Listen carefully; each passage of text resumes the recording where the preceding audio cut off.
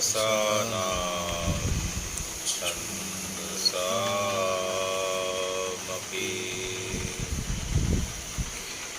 मङ्गलानां च कर्तारौ वन्दे वाणी विनायकौ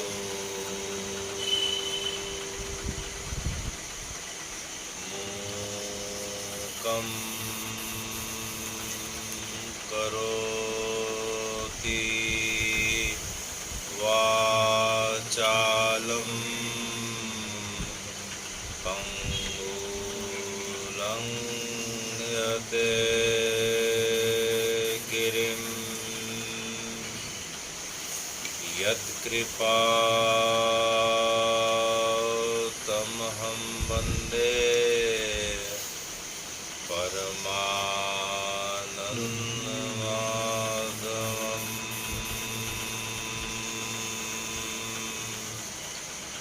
रामो राजमणि सदा विजयते रामं रमेशं भजे। रामेणाभीता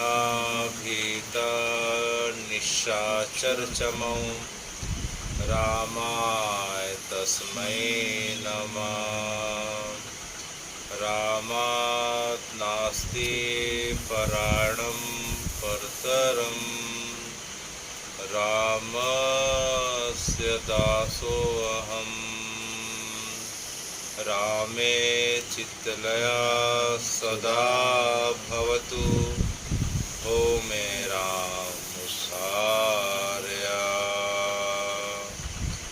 राम रामेति रामेति रमे रामे मनोरमे सहस्रनाम ततुल्यं श्रीराम नामं वरानने। अतुलित बलधामं हेमशैलाभदेहं तनुजवन कृशानां ज्ञानिनाम् अग्रगण्यं सकलगुणनिधानां वानराणामधीशं रघुपति प्रियभक्तं वातजातं नमामि। वंशी विभूषितकरा नवनीरडावा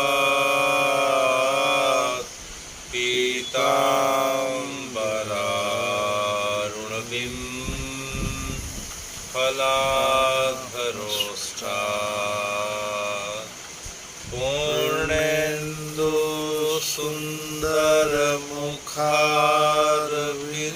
सुन्दरमुखारविन्दनेत्रा कृष्णा परं किमपि तत्त्वम् अहं न जाने। कृष्णा परं किमपि तत्त्वम् अहं न जाने। भगवान् अपिता रात्रि भगवान् अपिता रात्रि शरदेन्दुफुल्लमल्लिका वीक्षरन्तुं मनश्चक्रे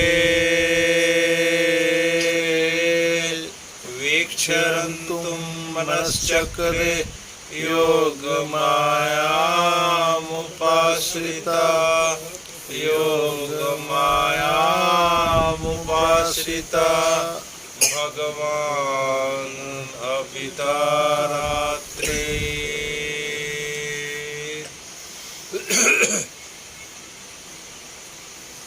भरद्वाज मुनि बसहि प्रयागा तिन्हि राम पद अति अनुरागा। तापस समदम दया निधाना परमारथ पद परम सुजाना माघ मकर रविगत गति होई तीरथ पतहि आवहि सब कोई देव दनुज किन्नर नर श्रेणी सादर मज्जहि सकल त्रिवेणी सादर मज्जहि सकल त्रिवेणी पूजहि माधव पद जल जाता पर कहीं अक्षय वटुहर सही गाता भरद्वाज आश्रमति पावन परम रम मुनिबर सुहावन तहाँ ते रही मुनि ऋषय समाजा जाहि जन तीरथ राजा मज्जहि प्रातः समेत उछाहा कहीं परस्पर हरिगुण गाथा कहीं परस्पर हरिगुण गाथा कहीं परस्पर हरिगुण गाथा भरद्वाज मुनि बसहि प्रयागा तिन्हि राम पद अति अनुरागा।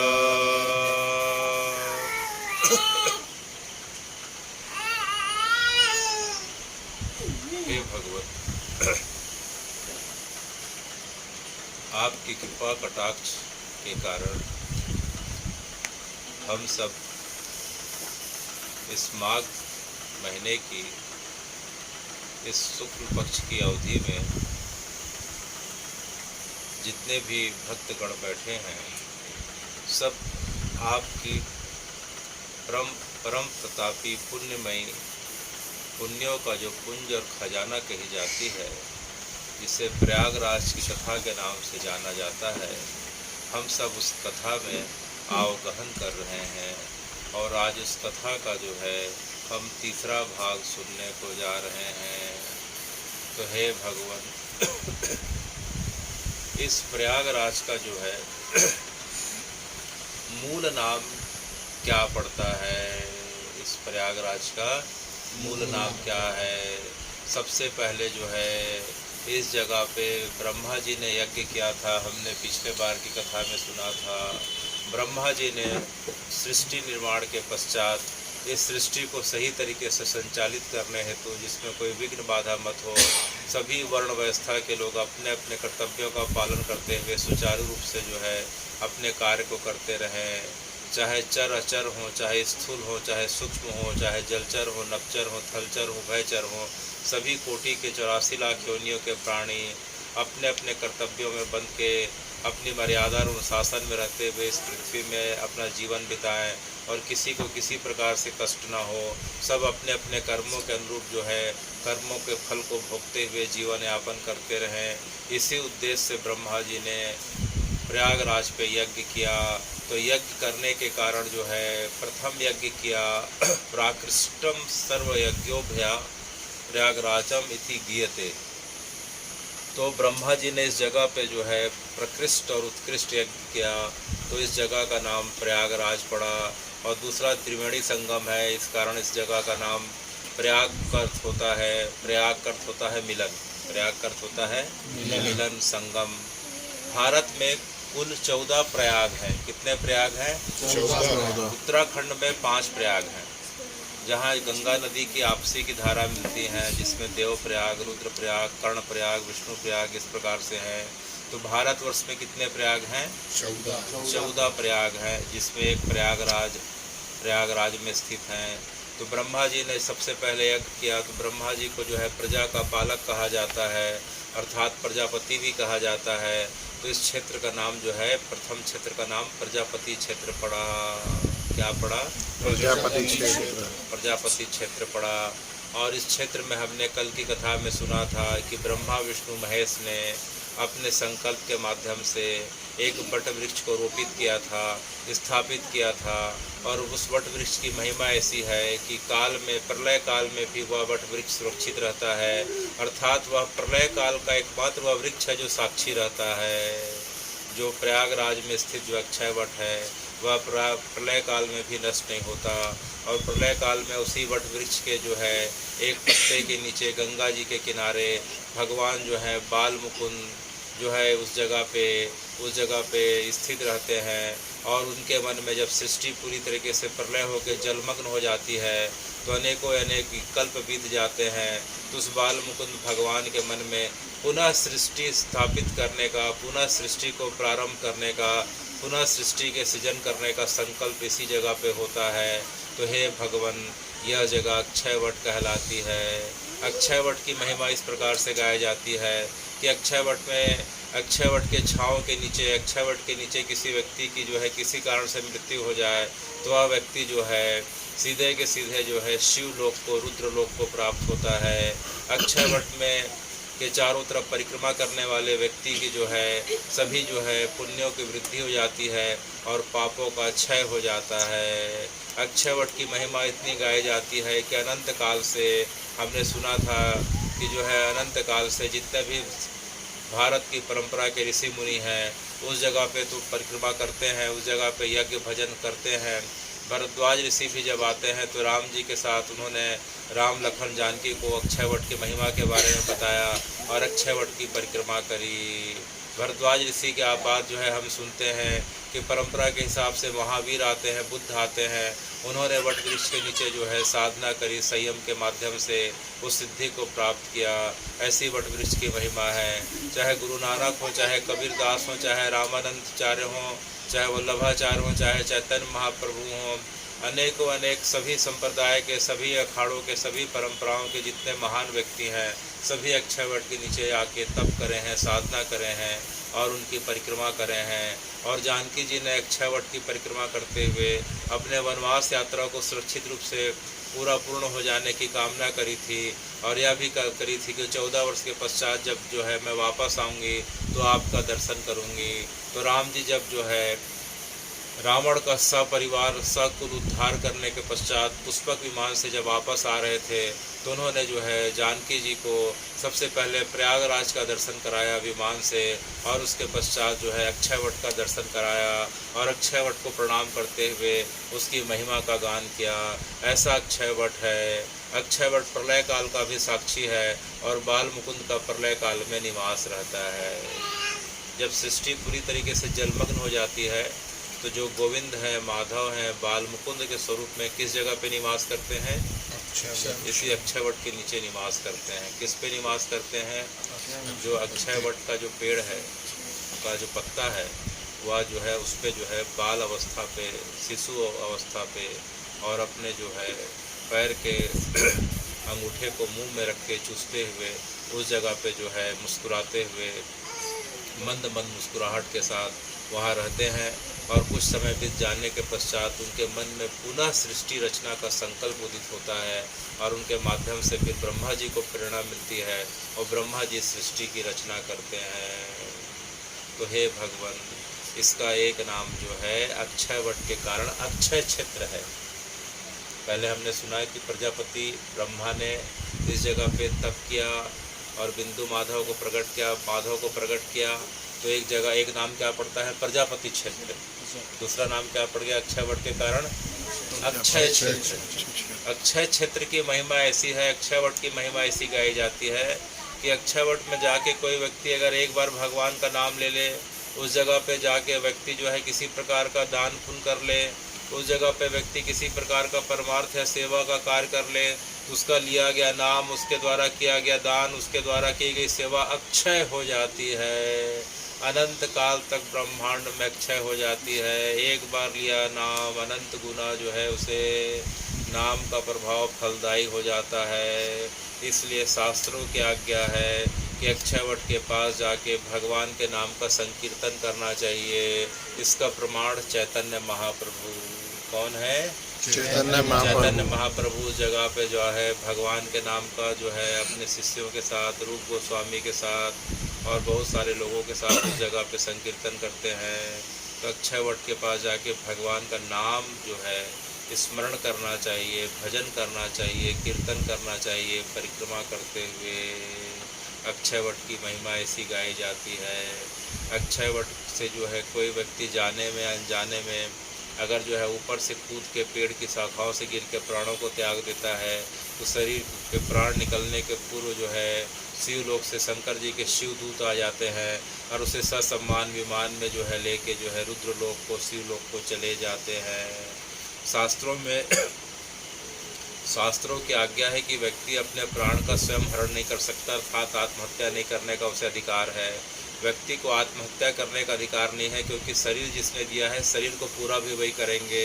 भगवान ने हमारे शरीर को दिया है तो भगवान का कर्तव्य होता है कि हमारे शरीर को पूरा करेंगे, अर्थात जो है मृत्यु भी भगवान की आज्ञा से आती है। तो शरीर, जीवन और मृत्यु के बीच जो है कोई व्यक्ति अवसाद में आके दुखी होके विचलित होके अगर आत्महत्या भी करना चाहे तो उसे शास्त्रों की अनुमति नहीं है। उस आत्महत्या का उसे जो है भक्त अपराध लग जाता है और उस पाप की निवृत्ति होना अत्यंत कठिन होता है। लेकिन शास्त्र बताते हैं कि शास्त्र जो है किसी कारण से व्यक्ति भूलवश, अनजानवश या अपराध कर बैठे, उसके द्वारा अगर आत्महत्या अगर उस जगह पे अगर कर भी लिया जाता है कूद के जो है, तो जो है प्राण निकलने से पूर्व शिव जो लोक के दूत आके उसे जो है शिवलोक पहुंचा देते हैं। तो हे भगवान, आप इस प्रकार से इस जगह पे कृपा करते हैं।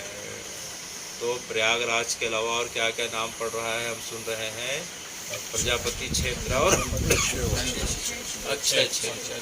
तो पूरा का पूरा अक्षय वट से लेके पूरा जो प्रयागराज का क्षेत्र है पूरा अक्षय क्षेत्र है। इस क्षेत्र पे लिया गया नाम, इस क्षेत्र पे किया गया स्नान, इस क्षेत्र पे किया गया दान, इस क्षेत्र पे किया गया सेवा कार्य जो है अक्षय हो जाता है। इस पंचकोशी प्रयागराज में लिया गया नाम, किया गया दान और की गई सेवा जो है अक्षय हो जाती है। हे भगवान, इस प्रकार से यहाँ गंगा यमुना सरस्वती का मिलन है।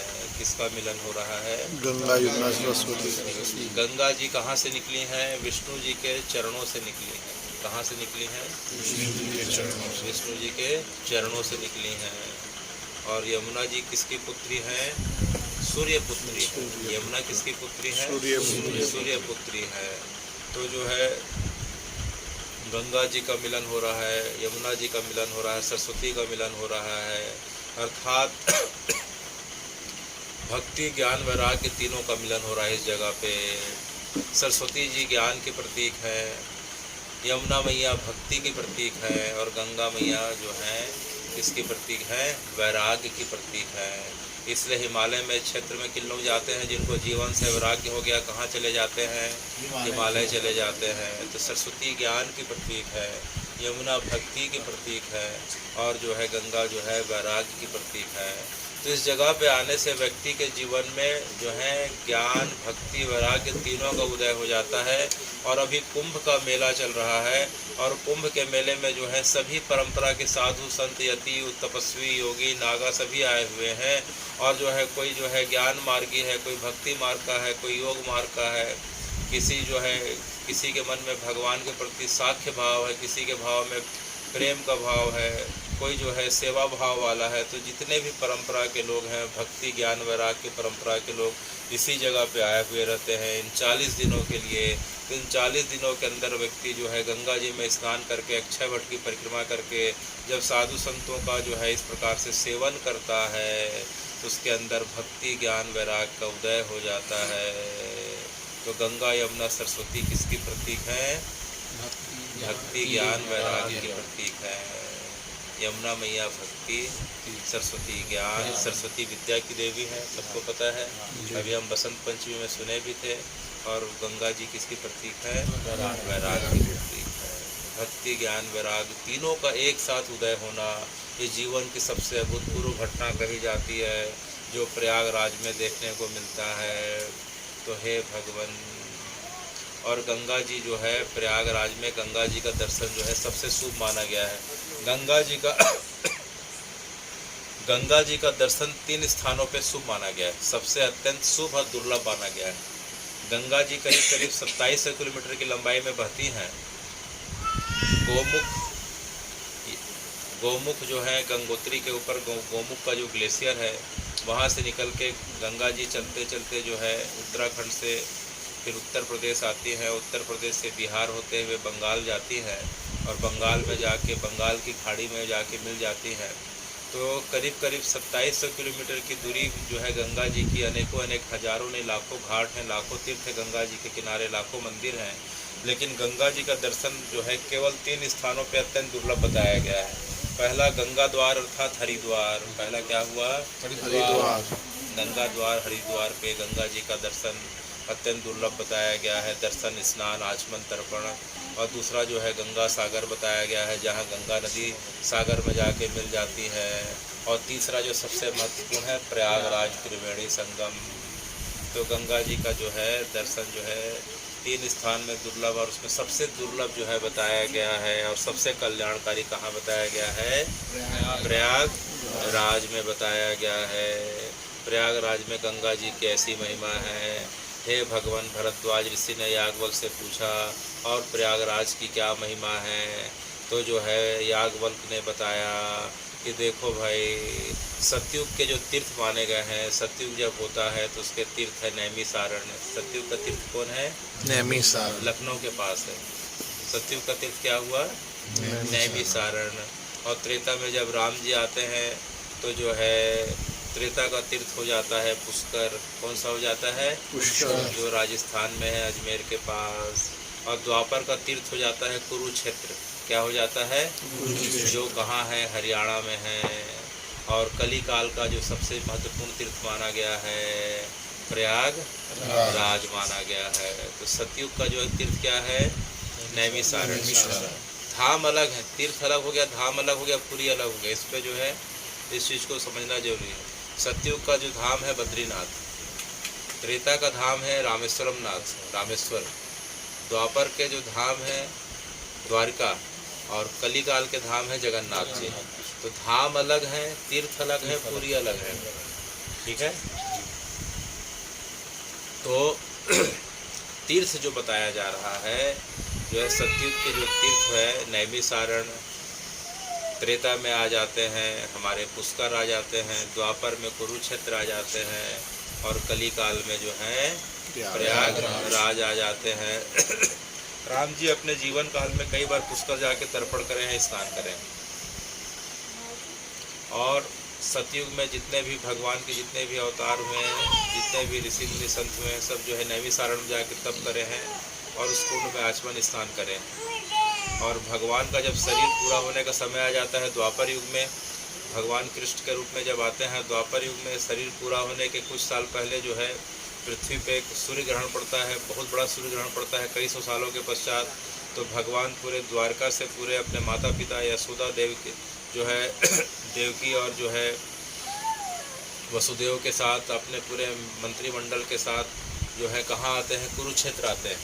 इधर ब्रजमंडल से सब लोग कुरुक्षेत्र जाते हैं। तो हमने सुना था कि जो है भगवान का जो है गोपियों के साथ, नंद बाबा यशोदा मैया के साथ वहाँ उस जगह पे भेंट होती है और भगवान उस जगह पे 4 महीने रहते हैं। कितने दिन रहते हैं? 4 महीने। 4 महीने रहते हैं। तो सतयुग में हो गए नैमिसारण, द्वापर में त्रेता में हो गए पुष्कर, पुष्कर को पुष्कर राज कहा जाता है, और द्वापर में हो गए कुरुक्षेत्र, और जो है कलयुग में क्या हो गए? प्रयागराज कहे गए। प्रयागराज को तीर्थों का राजा कहा गया है। प्रयागराज को क्या कहा गया है? तीर्थों का राजा। तीर्थों का राजा प्रयागराज है। और तीर्थों के देवता, तीर्थों के गुरु किसे कहे गए हैं? तीर्थ गुरु पुष्कर जी, पुष्कर जी को कहे गए। और तीर्थों के प्रधानमंत्री कौन है? अयोध्या जी, काशी। काशी, काशी। काशी। तो तीर्थराज हो गए प्रयागराज, तीर्थ गुरु हो गए पुष्कर, और तीर्थों के प्रधानमंत्री हो गए काशी विश्वनाथ और गंगा जी। तो इस प्रकार से जो है हम सुन रहे हैं। तो याज्ञवल्क जी ने भरद्वाज को बताया कि प्रयागराज की महिमा कली काल में सबसे ज़्यादा गाई जाती है। प्रयागराज इति गीयते प्राकृष्टम सर्वयाज्ञभ्यो प्रयागराज इति गीयते, सभी प्रकार के यज्ञों से संपन्न और श्रेष्ठ और सभी प्रकार के दानों से दिए जाने के कारण जो है इस जगह को प्रयागराज के नाम से जाना जाता है, गाया जाता है, सुना जाता है। तो जो है याज्ञवल्क्य किसको बता रहे हैं? भरद्वाज ऋषि को बता रहे हैं। तो भरद्वाज ऋषि ने पूछा कि हे भगवान, कल आपने जो है मुझे हम सबको बताया कि प्रयागराज में अमृत की बूंदें छलकी थी, तो क्या इसकी एक ही कथा है कि और अन्य भी कथा है? अनेक अनेक कल्पों में जो है अमृत की बूंदें छलकने की जो है अलग अलग कथा है। तो आज हम जो है 2 कल्प की कथा सुनने जा रहे हैं कि अमृत की बूंदें किस प्रकार से छलकी। भरद्वाज ने पूछा और पूछा कि इसमें बृहस्पति का और चंद्रमा का और सूर्य का किस प्रकार से इसमें योगदान है, क्योंकि आप बार बार बताते हैं कि माघ मकर गति रवि जब होई, कि जो है माघ महीने में जब रवि मकर राशि में चले जाता है, बृहस्पति कुंभ में चले जाते हैं, तो प्रयागराज में जो है इस प्रकार से कुंभ होता है। तो इसमें बृहस्पति कुंभ, बृहस्पति चंद्रमा और सूर्य की जो है इस प्रकार से क्या गति है, क्या योगदान है। तब जो है भरद्वाज को याज्ञवल्क्य बता रहे हैं कि प्रजापति दक्ष की जो है कन्याएं थी, उसमें से कश्यप ऋषि को उन्होंने दीति और अदिति को विवाह था। कश्यप ऋषि जो कश्मीर में रहा करते थे, कहाँ रहा करते थे? कश्मीर का पुराना नाम कश्यपपुरा हुआ करता था, कश्यप ऋषि के नाम पे कश्यपपुरा। क्या नाम था? कश्यपपुरा।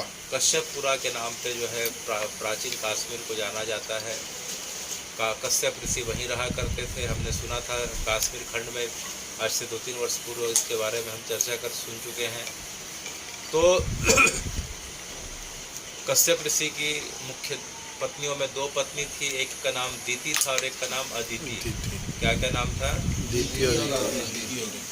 दीति से विवाह के पश्चात जो संतानें हुई जो है दानव कहलाई, दैत्य कहलाई। क्या कहलाई? दीति से किसकी उत्पत्ति हुई? दैत्यों की उत्पत्ति हुई। और अदिति की जो संतानें हुई जो है देवता कहलाती हैं। क्या कहलाती हैं? देवता कहलाती हैं। इसके पश्चात सभी संतानें आपस में बढ़ गईं, तो बढ़ने के बाद जो है आपस में बंटवारा की नौबत आने लगी। सबको जो है अपना अपना हिस्सा चाहने लगे। सब चाहते थे कि मुझे ज़्यादा मिले, मैं ज़्यादा सुखी रहूं, ज़्यादा संपन्न रहूं, ज़्यादा ऐश्वर्यशाली रहूं। तो उनकी जो है स्थिति को देखते हुए भगवान से उन्होंने प्रार्थना करी। तो भगवान ने उन्हें कहा कि जो है एक काम करो कि तुमको मैं एक ऐसा उपाय बताता हूँ जिनमें जो है सबके पास इतना धन वैभव सुख संपत्ति आ जाएगी, दैत्यों के पास और जो है देवताओं के पास, कि तुम्हें किसी चीज़ की चिंता नहीं करनी पड़ेगी। तो बोले भगवान क्या करना पड़ेगा? तो बोले जो है समुद्र के पास जाओ और समुद्र में जो है मंदार पर्वत को ले जाना, बिहार झारखंड से, और मंदार पर्वत को रख के जो है वासुकी नाग को मैं देता हूँ, उसकी जो है मथनी बना देना और समुद्र मंथन का कार्य करना। समुद्र मंथन से तुम्हें 14 रत्न मिलेंगे। कितने रत्न मिलेंगे? 14। और उन रत्नों को आपस में एक एक करके जो है कुछ देवताओं की तरफ कुछ दैत्यों की तरफ बांट लेना, उसे तुम्हारा जीवन जो है एकदम सुखी संपन्न हो जाएगा। तो जो है इस प्रकार से समुद्र मंथन का कार्य देवताओं और दैत्यों के द्वारा प्रारंभ किया गया। तो हम सुनते हैं कि सबसे पहले विष निकलता है, हलाहल विष निकलता है। हम सुने थे पहले हलाहल विष का जो पान किसने किया? शंकर जी ने किया, महादेव ने किया। तो हलाहल विष निकला, उच्चैश्रवा नाम का घोड़ा निकला, ऐरावत हाथी निकला, हम सुन चुके हैं। कौस्तुभ मणि निकली। इस प्रकार से जो है धन्वंतरी निकलते हैं, फिर लक्ष्मी जी का प्रादुर्भाव होता है, फिर चंद्रमा भी निकलते हैं चंद्रमा का भी प्रागट होता है। तो लक्ष्मी जी का भी प्रागट हो रहा है और चंद्रमा का भी प्रागट हो रहा है। पिता कौन है? समुद्र है। इसलिए लक्ष्मी जी और चंद्रमा आपस में भाई बहन है। क्या है? भाई। और चंद्रमा हमारे क्या है? क्या हो गए? मामा हो गए। बहन के भाई हैं तो क्या कहलाते हैं? इसलिए चंदा क्या है? मामा है। अब समझ में आया? दोनों कहाँ से प्रकट हुए हैं? समुद्र मंथन से प्रकट हुए हैं। तो आखिरी में जो है, सबसे आखिरी में अमृत निकलता है। क्या निकलता है? अमृत की सबसे खास बात, विशेषता यह रहती है कि अमृत का जो भी पान कर लेगा, जो है पी लेगा, अमृत को चख लेगा, वह हमेशा हमेशा के लिए अमर हो जाएगा। तो जो है दैत्यों के मन में इच्छा हुई कि हम पा के अमर हो जाएं, देवताओं के साथ बार बार का लड़ाई झगड़ा खत्म हो जाएगा। देवताओं के मन में इच्छा हुई कि हम जो है अमृत का पान करके अमर हो जाएं, तो दोनों आपस में लड़ने लग गए। दोनों आपस में लड़ने लग गए। तो उनकी लड़ाई को देख के हम कल सुन रहे थे कि इंद्र ने अपने पुत्र जयंत को जो है इस प्रकार से इशारा किया, और जयंत अमृत का जो है कलश को लेके वहाँ से भाग निकला। अमृत के कलश को लेके कौन भाग निकला? जयंत। तो जब जयंत भाग रहा था तो उसके पीछे दैत्य पड़ गए, उसके साथ छीना झपटी करने लग गए। तब दैत्यों ने जो है अपनी सहायता के लिए पुकारा, तो 3 लोग आते हैं। कितने लोग आते हैं? 3 लोग। पहला सूर्य आते हैं, फिर बृहस्पति आते हैं, फिर चंद्रमा आते हैं। कौन कौन से आते हैं? सूर्य, बृहस्पति, चंद्रमा। बृहस्पति जो है दैत्यों और देवताओं के बीच झुमा झटकी चल रही थी, तो जो है अपने हाथ को बढ़ा के देवताओं की तरफ से जो है स्थिर कर देते हैं।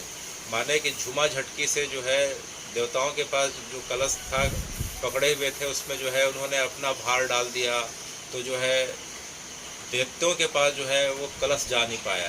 पहला सूर्य ने घड़े को फूटने से बचाया। कलश को फूटने से किसने रक्षा करी? सूर्य ने। और इस झुमा झटकी के कारण जो है बार बार जो है छलक रहा था, छलक के नीचे पूरा का पूरा मत गिर जाए, तो चंद्रमा ने जो है अमृत को कलश से छलकने से गिरने से रोका। तो सूर्य ने टूटने से रोका, चंद्रमा ने छलकने से रोका, और बृहस्पति ने जो है दैत्यों के हाथों में जाने से रोका। इसीलिए उनके सम्मान में जब तीनों जब एक राशि पे इकट्ठा होते हैं, माघ मकर गति रवि जब होई, तीरथ पति आवी सब कोई। इसलिए जो है बृहस्पति के सम्मान में, चंद्रमा के सम्मान में और सूर्य के सम्मान में जो है कुंभ का आयोजन किया जाने लगा। और हमने सुना था कि यह युद्ध 12 दिनों तक चला था। कितने दिनों तक चला था? 12 दिनों। देवताओं का 1 वर्ष पृथ्वी में 12 वर्ष के बराबर होता है। देवताओं का 1 वर्ष पृथ्वी के कितने वर्ष के बराबर होता है? 12 वर्ष के बराबर होता है। तो जो है यह कुंभ पृथ्वी में इस प्रकार से होने लगा। पृथ्वी में 4 कुंभ होते हैं और जो है देवलोक में 8 कुंभ होते हैं, हमने पिछले बार सुना था। तो प्रत्येक वर्ष देवताओं के 1 कुंभ होता है, तो 8 कुंभ देवलोक में होते हैं। कितने कुंभ होते हैं देवलोक में? 8। और 4 कुंभ कहाँ होते हैं? पृथ्वी में। कौन कौन सी जगह पे होते हैं? नासिक। इस प्रकार से हमने सुना कि जो है 4 कुंभ होते हैं। तो पहली कथा ये हुई, इसमें जो बार बार आता है कि बृहस्पति कहाँ से आ गए, चंद्रमा कहाँ से आ गए, सुनते हैं ना। तो चंद्रमा ने किससे रोका? छलकने से रोका। सूर्य ने किससे रोका? फूटने से रोका। और बृहस्पति ने जो है हाथ लगा के दैत्यों के असुरों के हाथ में जाने से रोका। तो इनके सम्मान में जो है यह कुंभ का आयोजन किया जाता है। और दूसरे कल्प की कथा है कि एक बार दुर्वासा ऋषि देवलोक जाते हैं तो इंद्र उन्हें देख के चरणों में साष्टांग दंडवत करते हैं। तो इंद्र को दंडवत करते देख के दुर्वासा अत्यंत प्रसन्न हो जाते हैं और उनके जो है गले में जो है एक हार डाल देते हैं, फूलों की माला डाल देते हैं। इंद्र जो है इसके मन में अभिमान आ जाता है, वो बोलता है कि जो है मैं माले का अधिकारी नहीं हूँ, या तो माला का अधिकारी जो है हार का अधिकारी तो जो है मेरा हाथी है। तो दुर्वासा ऋषि ने जो उसे माला पहनाई थी वो अपने ऐरावत हाथी को पहना देता है। किसे पहना देता है? ऐरावत हाथी को। तो हाथी को माले की महिमा क्या पता, संत के जो है प्रसाद के बारे में क्या जाने बेचारा। तो हाथी को जो है हाथी अपने सूंड से उस माले को गिरा देता है और पैर से कुचल डालता है। यह देख के दुर्वासा ऋषि अत्यंत क्रोधित हो जाते हैं और इंद्र को श्रीहीन होने का, शक्तिहीन होने का श्राप देते हैं। शक्तिहीन हो जा और श्रीहीन हो जा, लक्ष्मी जी भी चले जाए और तुम्हारा बल भी चले जाए। व्यक्ति के पास बल भी चला गया, बुद्धि भी चले गई और लक्ष्मी जी भी चले गई, तो व्यक्ति जो है पूरी तरीके से असहाय, निसहाय, दुर्बल हो जाता है, विवश हो जाता है, लाचार हो जाता है। तो पूरे के पूरे इंद्र के कारण पूरे देवलोक की जो है शक्ति चले गई, बल चला गया, लक्ष्मी चले गई। देवलोक जैसे ही देवलोक के देवता कमज़ोर हो गए तो जो है दैत्यों ने आक्रमण कर दिया और जो है देवताओं को मार पीट के इस प्रकार से अधमरा कर दिया। देवंत की मेरुगिरी कुहा जो है रामायण जी में एक आती है चौपाई कि जो है दैत्यों ने जो है देवताओं की इतनी पिटाई करी, क्योंकि देवता भी अमर थे, अमृत पी के तो मर तो सकते नहीं थे। लेकिन मार खा खा के, दैत्यों के हाथों से मार खा खा के उनके शरीर में सूजन आ गया, फफोले पड़ गए, आँख एकदम बड़ी बड़ी सूज गई, आँख लाल हो गई, बाल जो है एकदम उखड़ गए, चमड़ी उखड़ने लग गई।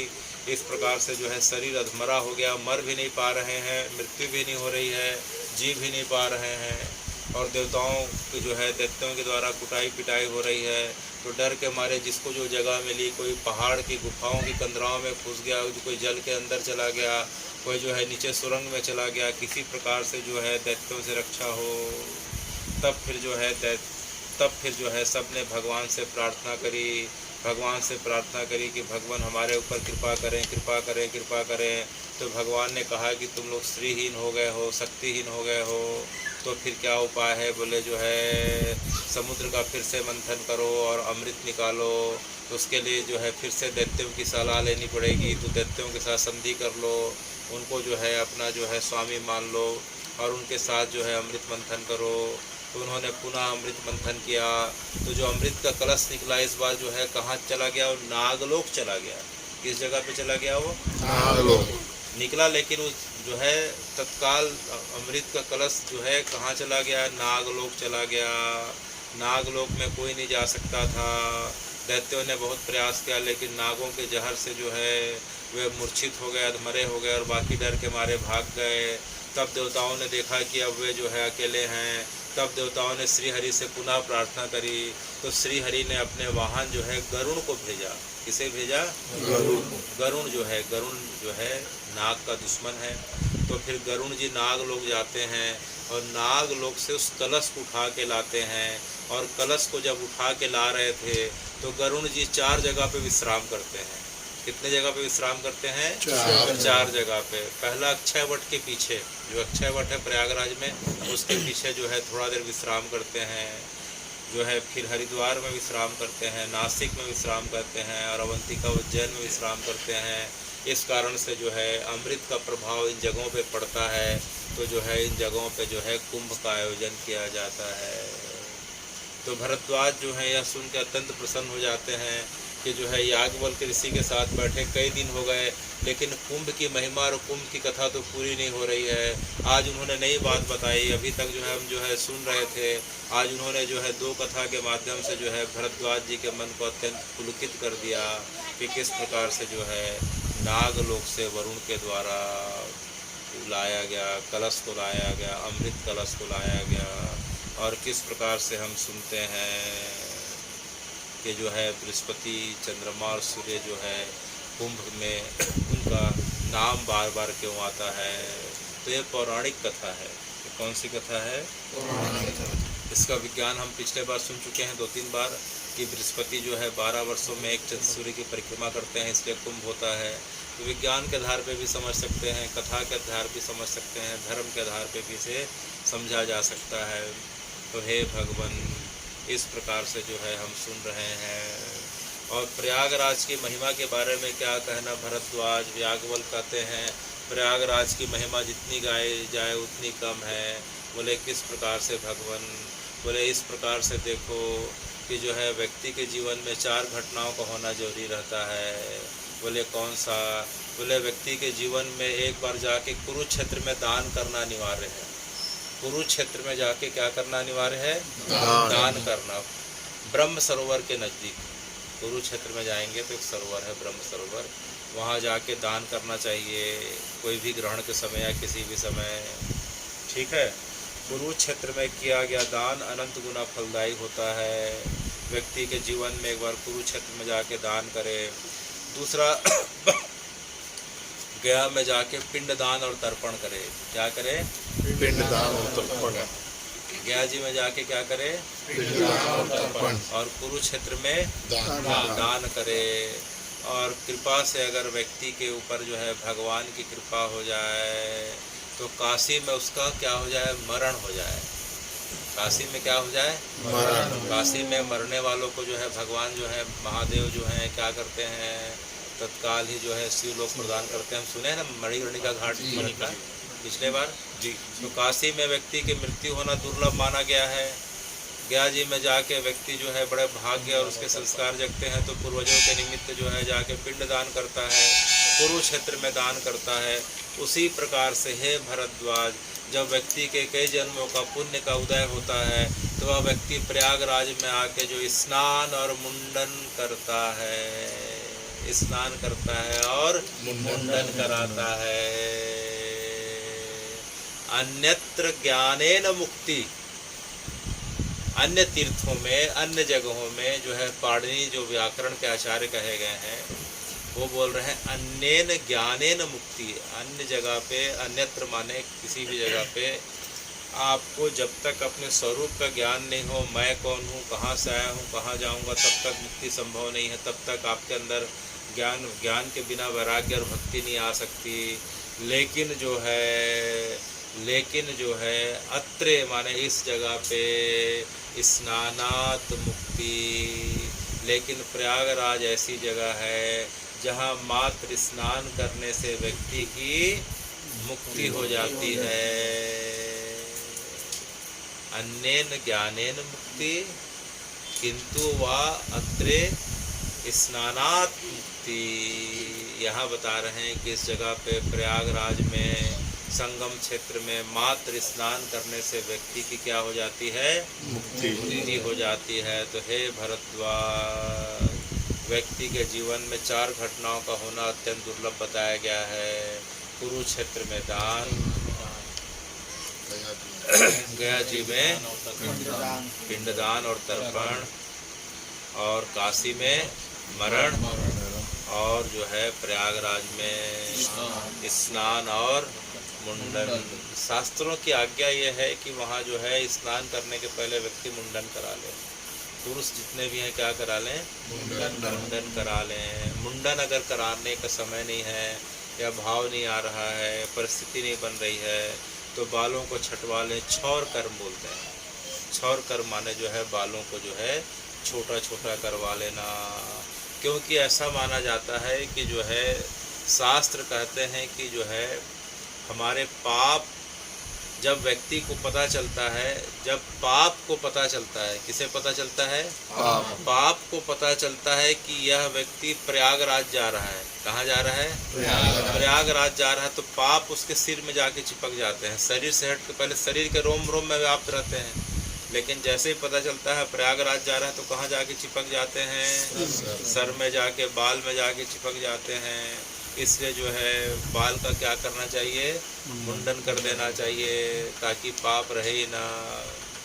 और जो है मुंडन करने का समय सामर्थ्य ज्ञान ना हो तो बाल का क्षौर क्रम अर्थात बाल को छोटा करवा लेना चाहिए गंगा जी के किनारे बैठ के। तो ये शास्त्रों की आज्ञा है कि तीर्थराज प्रयाग में स्नान और मुंडन जो है अत्यंत दुर्लभ है और अत्यंत जो है लाभकारी और पुण्यदायी है। तो इस प्रकार से हे याज्ञवल्क जी, आप प्रयागराज की इतनी महिमा हमें इतने दिनों से बता रहे हैं, तभी आपने प्रयागराज का और क्या क्या नाम है बताया, उसकी महिमा बताई, व्यक्ति के जीवन में दुर्लभ क्षण क्या क्या आते हैं, गंगा जी के बारे में बताया। तो कृपया करके बताइए कि जो है प्रयागराज में कौन कौन से घाट हैं, प्रयागराज में कौन से घाट हैं। तो अभी हमने सुना कि पहला घाट तो संगम घाट है। कौन सा घाट है, संगम घाट है। इस जगह पे जो है गंगा यमुना सरस्वती का संगम है। तो इसमें जो है यमुना जी के जो कुछ घाटों में जो है तीर्थ जो है गाए जाते हैं, बड़े विशेष प्रकार से जो है इनका गायन होता है, इनका वर्णन आता है। यमुना जी के पास जो है, यमुना जी के पूरब में जो है निरंजनी तीर्थ है, और दक्षिण में अग्नि तीर्थ है, पश्चिम में वैराग्य तीर्थ है, और पूरब में ऋण मोचन तीर्थ है। तो कितने तीर्थ हुए, निरंजन तीर्थ हुए, ऋण मोचन तीर्थ हुए, एक होता है यम तीर्थ होता है, और जो है एक तीर्थ क्या हुआ,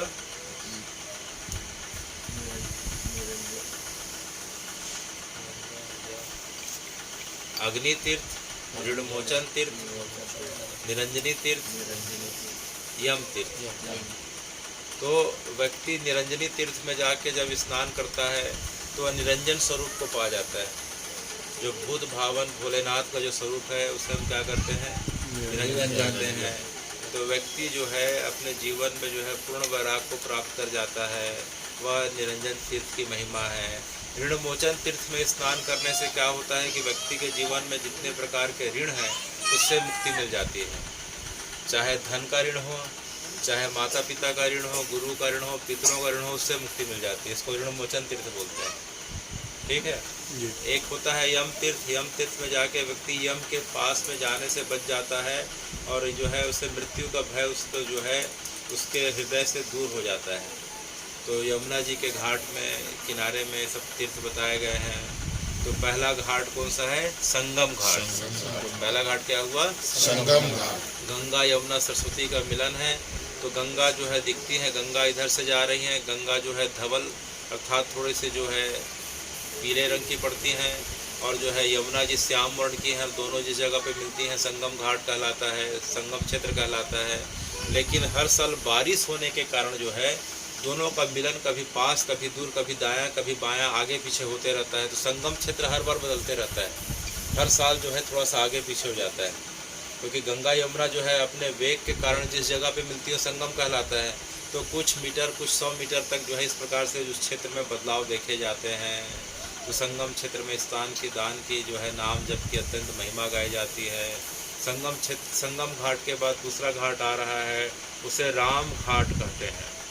क्या घाट कहते हैं? राम घाट।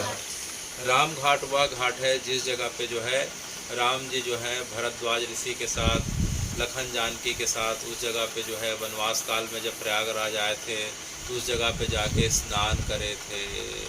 राम जी जो है इस जगह पे स्नान करे हैं। तो राम जी के द्वारा स्नान करने के कारण यह जगह क्या कहलाई? राम घाट। उसी प्रकार से चित्रकूट जाएंगे तो वहाँ राम घाट है। जानकी घाट है, जानकी जी जहाँ स्नान करती थी, राम जी जहाँ स्नान करते थे। अयोध्या जी में भी जाएंगे तो वहाँ राम जी जहाँ स्नान करते थे वो जगह राम घाट कहलाती है। तो इस प्रकार से यह जगह दारागंज से थोड़ा सा आगे जाते हैं तो शास्त्री पुल के पास पड़ता है। यह जगह राम घाट कहलाती है। क्या कहलाती है? राम घाट हो गया। फिर जो है यमुना जी का उस पार अरेल घाट कहलाता है। क्या घाट कहलाता है? अरेल घाट। कल भारत के प्रधानमंत्री अरेल घाट से वहीं से जो है फिर नाव लेके, बोट लेके संगम आते हैं, फिर स्नान करते हैं। वो अपोजिट साइड पड़ता है, उल्टा पड़ता है, अरेल घाट कहलाता है। एक घाट कहलाता है गौ घाट। क्या घाट कहलाता है? गौ घाट। इस जगह पे गौ माता की सेवा करने से, गौ दान करने से अनंत गुना फल मिलता है। व्यक्ति के सब पापों का शमन हो जाता है, निवृत्ति हो जाती है, और वह व्यक्ति जो है सीधे के सीधे वैकुंठ का अधिकारी हो जाता है। एक घाट दिखाई पड़ रहा है, उससे जो है रसूलाबाद घाट कहते हैं। इस घाट में जो है व्यक्ति का जो है दाह संस्कार किया जाता है। जिस प्रकार से काशी विश्वनाथ में मणिकर्णिका घाट की महिमा गाई जाती है, वहाँ हर समय शवों का 24 घंटा दाह संस्कार होता रहता है। उसी प्रकार से प्रयागराज के रसूलाबाद घाट में पुराना नाम दूसरा था, वर्तमान में आक्रांताओं कारण इसका नाम बदल गया। यहाँ जो है शवों का दाह संस्कार किया जाता है, और दाह संस्कार वाले व्यक्ति को जो है सीधे वैकुंठ की प्राप्ति होती है। काशी में जिसका मणिकर्णिका घाट में संस्कार होता है उसे शिवलोक की प्राप्ति होती है। उसी प्रकार से इस घाट में व्यक्ति का संस्कार होता है, उसे जो है सीधे वैकुंठ की प्राप्ति होती है। एक घाट कहलाता है कखहरा घाट। तो अनेकों अनेक घाट हैं। तो जो है कौन कौन से घाट बताए गए? पहला घाट क्या हुआ? संगम घाट। फिर राम घाट, अरेल घाट, गौ घाट, कखहरा घाट, रसूलाबाद घाट। तो इन सब घाटों का जो है महत्व बताया गया। तो हे भगवान, कल आपने हमें बताया था कि प्रयागराज में जो है लेटे हुए हनुमान जी का दर्शन करना चाहिए, उसको हमने कर लिया। अक्षय वट का दर्शन करना चाहिए, उसे भी हमने कर लिया। और एक घाट है अक्षय वट के पास, सरस्वती कूप है, वहाँ घाट उसे सरस्वती घाट कहते हैं। सरस्वती घाट से सरस्वती जी का प्रागट्य माना जाता है। और वहीं सरस्वती कूप है, जो सरस्वती कूप जो है उसी जगह पे दिखाई पड़ती हैं, बाकी भूगर्भा होकर जाके अंदर ही अंदर मिल जाती हैं। उस घाट को हम क्या कहते हैं? सरस्वती घाट कहते हैं। अच्छा, तो इस प्रकार से हम सुन रहे हैं घाटों के बारे में। तो भरद्वाज ऋषि ने कहा कि आपने घाटों के बारे में बता दिया और तीर्थों के बारे में बता दिया, और पिछले बार आपने बताया था कि नाग वासुकी का मंदिर भी था। तो एक आध और कौन सी जगह है, याज्ञवल जी से पूछा। तो याज्ञवल जी ने कहा कि जो है आज दो प्रमुख जगहों के बारे में सुनने जा रहे हैं। एक सोमेश्वर महादेव। कौन से हुए? सोमेश्वर महादेव। तो बोले यहाँ भी जो है शंकर जी विद्यमान है। तो याज्ञवल्क्य जी ने हंसते हुए कहा कि जहाँ हरि है वहाँ हर है, जहाँ हर है वहाँ हरि है। तो मुख्यतः जो है 5 महादेव विद्यमान हैं। वहाँ 12 माधव हैं। विष्णु जी के कितने स्वरूप हैं? 12 हैं। और जो है भगवान के हर के अर्थात महादेव के 5 मुख्य स्वरूप इस जगह पे विद्यमान हैं। अच्छा, तो पहले हो गए सोमेश्वर महादेव। क्या हो गए? सोमेश्वर महादेव। दूसरे हो गए ब्रह्मेश्वर महादेव। ब्रह्मेश्वर महादेव। तीसरे हो गए संकटेश्वर महादेव। संकटेश्वर महादेव। चौथे हो गए भरद्वाज ऋषि से भरद्वाजेश्वर महादेव। भरद्वाजेश्वर महादेव। और 5वें हो गए तक्षकेश्वर महादेव। तक्षकेश्वर महादेव। उन्हें नागेश्वर महादेव भी कहते हैं। तो जहाँ हरि है वहाँ हर है, और जहाँ हर है वहाँ हरि है। और मूलतः हरि और हर में कोई भेद नहीं है। भेद नहीं है। इसलिए शैव और वैष्णव की जो परंपरा है मूलतः एक ही परंपरा है। अपनी अपनी वृत्ति के अनुसार जो है व्यक्ति अलग अलग मार्ग का चयन कर लेता है, लेकिन आखिरी में भावना जो है कुल मिला के हरि और हर से मिलने की होनी चाहिए। तो भगवान ने कहा, जो है भरद्वाज ऋषि ने कहा कि हे भगवान सोमेश्वर महादेव की क्या कथा है। तो सोमेश्वर महादेव किसी कल्प में हम सुनते हैं कि 12 ज्योतिर्लिंग में पहला नाम सोमनाथ का आता है। किसका आता है? सोमनाथ। वे कहाँ है? सौराष्ट्रे सोमनाथे च श्रीशैले मल्लिकार्जुन। तो जिस प्रकार से किसी कल्प में प्रथम शिवलिंग जो है सौराष्ट्र में निर्मित हुए, उसी प्रकार से कल्प भेद में अगर हम जाते हैं, क्योंकि यह पृथ्वी जो है अनंत बार बन चुकी है, अनेक कल्पों में जो है भगवान के अवतार अनंत अवतार हो चुके हैं। तो जो शंकर जी का जो प्रथम शिवलिंग जिस प्रकार से सौराष्ट्र में बताया जाता है, उसी प्रकार से किसी कल्प में जो है इसी जगह पे प्रयागराज में निर्मित हुआ था। कथा वही है कि चंद्रमा का विवाह दक्ष की 27 कन्याओं से हुआ था। उसमें से जो है रोहिणी नाम की पत्नी को जो है चंद्रमा का जो है विशेष प्रेम हुआ करता था। यह देख के जो है दक्ष की जो है बाकी लड़कियां अपने पिता के पास जाती हैं और चंद्रमा अर्थात अपने पति की शिकायत करती हैं। दक्ष के बार बार समझाने के बाद भी चंद्रमा के जो है भाव में परिवर्तन नहीं होता। तो दक्ष ने चंद्रमा को श्राप दे दिया कि जाओ तुम्हारा शरीर घटने लग जाए, तुम्हें क्षय रोग हो जाए। क्या हो जाए? क्षय रोग हो जाए। माने टीबी हो जाए। क्या हो जाए? टीबी हो जाए। तो चंद्रमा का शरीर गलने लगा, घटने लगा। तब जो है चंद्रमा जी को जो है फिर नारद जी ने उपाय बताया कि जाके तुम प्रयागराज तीर्थ क्षेत्र में संगम के पास में जाके तुम जो है भगवान का शिवलिंग का निर्माण करो, और शिवलिंग के निर्माण के बाद तुम 11 करोड़ महामंत्र का जाप करो। कितने बार? 11 करोड़। नमः शिवाय, नमः शिवाय कितने बार करो? 11 करोड़ बार करो। तो शंकर जी के जो है इस प्रकार से जो है साधना के लिए, उन्हें प्रसन्न करने के लिए चंद्रमा इसी संगम घाट में अरेल क्षेत्र में आते हैं। कौन से क्षेत्र में आते हैं? अरेल क्षेत्र में आते हैं। और अरेल क्षेत्र में जो है पार्थिव शिवलिंग का निर्माण करते हैं और 11 करोड़ बार महामंत्र का जाप करते हैं। शंकर जी प्रसन्न हो जाते हैं जैसा हमें पता है, और उन्हें बोलते हैं कि जो है प्रजापति के श्राप को मैं पूरी तरीके से खत्म नहीं कर सकता, लेकिन कुछ हद तक उन्मूलन कर सकता हूँ। तो 15 दिन तक तुम्हारी कला बढ़ेगी और जो है एक पक्ष में बढ़ेगी और एक पक्ष में घटेगी। 14 दिन बढ़ेगी और 14 दिन घटेगी। उसके बाद भी चंद्रमा का भय खत्म नहीं हुआ। तो चंद्रमा को उन्होंने जो है अपने जटा पे अर्थात माथे पे धारण कर लिया। तो जो है जिस जगह पे शंकर जी ने प्रकट होकर चंद्रमा का जो है उद्धार किया था, और तो चंद्रमा ने शंकर जी से निवेदन किया कि हे भगवान, आप इस जगह पे जगत के कल्याण के लिए आप उपस्थित हो जाइए। तो जो है शंकर जी ने अपना पहला ज्योतिर्लिंग प्रकट किया। वह जगह क्या कहलाई? श्री सोमेश्वर महादेव। तो सोमेश्वर महादेव में प्रमाण स्वरूप आज भी एक त्रिशूल रखी हुई है। वह भगवान का त्रिशूल है, शंकर जी का त्रिशूल है। और उसकी विशेषता यह है कि रोज़ चंद्रमा की जो है कला पक्ष में जैसे गति चंद्रमा की जो है दिशा बदलती है, उसका चंद्रमा का आकार बदलता है, उसी प्रकार से त्रिशूल जो है रोज़ अपनी जगह से थोड़ी सी खिसक जाती है। तो एक पक्ष में इधर खिसक जाती है, एक पक्ष में उधर खिसक जाती है। तो वह त्रिशूल आज भी रखा हुआ है सोमेश्वर महादेव में। तो जगह क्या कहलाई? सोमेश्वर महादेव। सोमेश्वर महादेव। उसके बाद जो है ब्रह्मा जी ने शंकर जी और माधव के जब प्रकट होने के बाद, जब द्वादश माधव के रूप में जो है विष्णु जी प्रकट हो जाते हैं, तो उस जगह पे जो है शंकर जी भी थे। तो शंकर जी से उन्होंने निवेदन किया, तो शंकर जी ने जो है ब्रह्मा जी के लिए अपने आप को एक रूप में प्रकट कर लिया। तो उसका नाम है ब्रह्मेश्वर महादेव। क्या नाम है? ब्रह्मेश्वर महादेव। अब जो है विष्णु जी ने कहा कि मैं यहाँ अकेले रह के क्या करूँगा। तो माधव ने जो है अर्थात हरि ने हर से निवेदन किया। तो हर ने माधव के अर्थात हरि के निवेदन को स्वीकार करते हुए अपने आप को उनके लिए अपने स्वरूप को प्रकट कर लिया। उसे माधवेश्वर महादेव कहते हैं। क्या महादेव कहते हैं? माधवेश्वर महादेव कहते हैं। और हम सुनते हैं कि भरद्वाज ऋषि जो है, भरद्वाज ऋषि बसे ही प्रयागा। भरद्वाज ऋषि कहाँ रहते हैं? प्रयागराज में रहते हैं।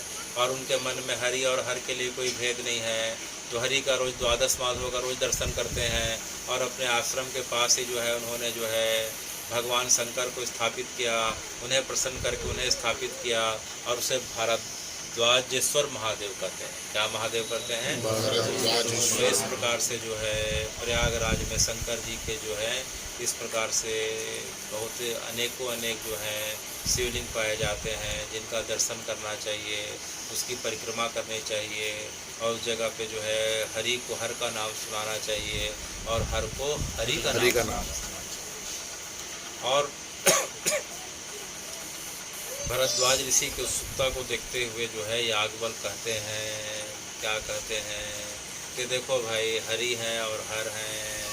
तो इस जगह पे जो है हर के साथ में जो है उनकी अर्धांगिनी भी दिखाई पड़ रही हैं। बोले भगवान वो कौन सी जगह है? बोले देखो उस जगह का नाम है अलोपी शंकर। क्या नाम है? अलोपी शंकर। अलोपी शंकर। उस देवी का नाम क्या है? अलोपी शंकरी देवी। बोले अच्छा, तो भगवान इसकी क्या कथा है? तब जो है शंकर जी की पहली भार्या पत्नी जो थी, कौन थी? सती थी। कौन थी? सती थी। तो हमने सुना है कि सती जो है अपने पिता के यज्ञ में जाके अपना शरीर का जो है पूर्णता को प्राप्त कर लेती हैं। यज्ञ में जो है शरीर को जो है अपना वो करके सती हो जाती हैं। तो उनके शरीर को लेके शंकर जी पूरे ब्रह्मांड में घूमते हैं। तो विष्णु जी उनके शरीर को चक्र से भेदन करते हैं। वह चक्र से जो है शरीर 51 तीर्थों पे गिरता है। जिस जगह पे गिरता है वह जगह तीर्थ कहलाता है। तो इस जगह पे सती की उंगली गिरी थी। क्या गिरी थी? उंगली गिरी थी सती जी की। तो यह जगह जो है अलोपी देवी का जो है स्थान कहा गया है। इस जगह पे सरस्वती, इस जगह पे जो है देवी की मूर्ति नहीं है, एक कुंड बना हुआ है, कुंड में जल भरा हुआ है और जल के ऊपर जो है एक बड़ा सा जो है घंटा लगा हुआ है। और जो है इसी जगह पे जो है देवी की जो है उंगली की जो है उपस्थिति मान के उस जगह पे जो है पूजा की जाती है। यज्ञ की जो है भवन पे, वेदी पे जो है उनकी उपस्थिति उंगली गिरी थी ऐसा माना जाता है। और सामने में थोड़ी दूरी पे शंकर जी का जो है विग्रह स्थापित है। उसे जो है अलोपी देवी कहते हैं। यह जगह अलोपी बाग में है। कौन सी जगह पे है? अलोपी बाग में है। तो हे भगवान, इस प्रकार से हम सुन रहे हैं। तो वर्तमान जो है भरद्वाज ऋषि ने पूछा कि हे भगवान, इस क्षेत्र का नाम, जिस जगह पे हम रहते हैं, इसका नाम जो है भारतवर्ष है। क्या है? भारतवर्ष में रहते हैं। तो भारतवर्ष जो है किसके नाम पे पड़ा? तो भारतवर्ष जो है कई लोगों के नाम पे पड़ा। एक जो है राम जी के भाई भरत के नाम पे भारत पड़ा। और एक जो है हम सुनते हैं कि जो है दुष्यंत और शकुंतला की कहानी सुनते हैं। और उनका पुत्र जो भरत था उसके नाम पे जो है भारत पड़ा। दुष्यंत शकुंतला की कहानी प्रयागराज की बताई जाती है। इसी जगह पे जो है दुष्यंत शकुंतला थे और उनका पुत्र जो है भरत था, जो बचपन से ही शेर के मुंह में जो है उंगली डाल दिया करता था, इतना बहादुर था।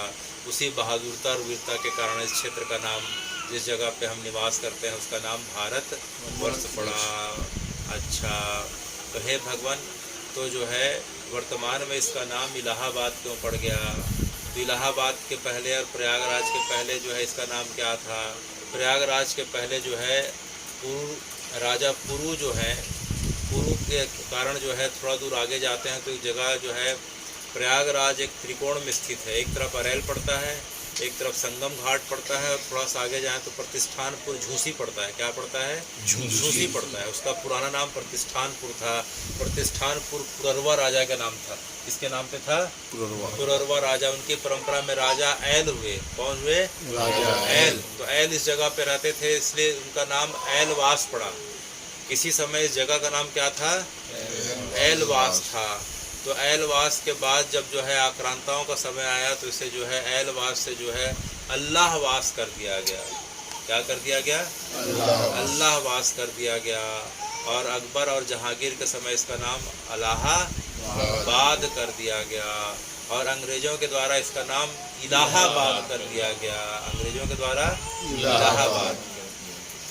ऐलवास, ठीक है, अल्लाहवास, इलाहाबाद, फिर इलाहाबाद, और वर्तमान में पुनः इसका नाम क्या कर दिया गया है? प्रयागराज कर दिया गया है।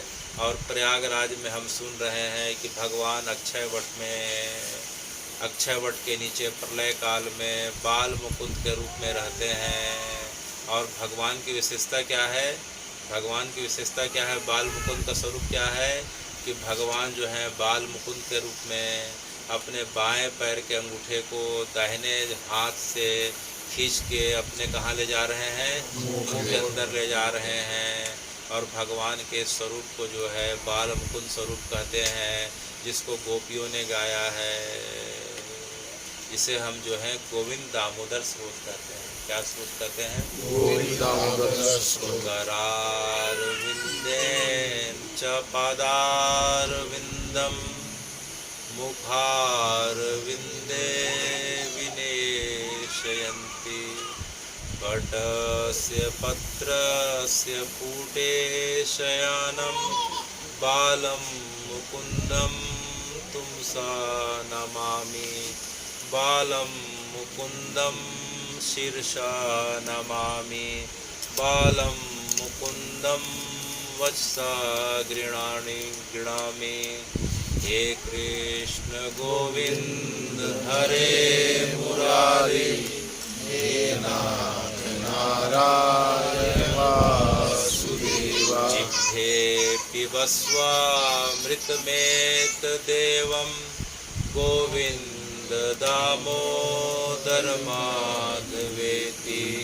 गोविन्द दामोदर माधवेति।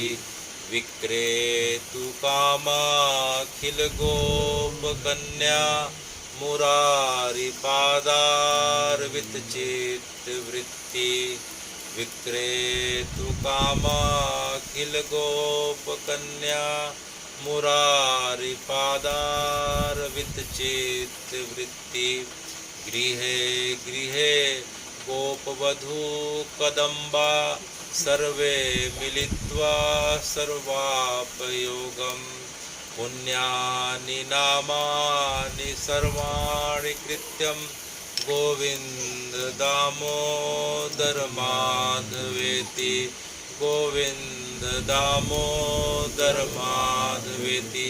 अर्थात जो है भगवान बाल मुकुंद अक्षय वट के नीचे वट के पेड़ के जो पत्ते में इस प्रकार से अपने पैर को अपने मुंह में ले जाके अपने हाथों के माध्यम से मुंह में ले जाके अंगूठे को चूस रहे हैं। और यह स्वरूप जो है गोपियों को अत्यंत भा रहा है।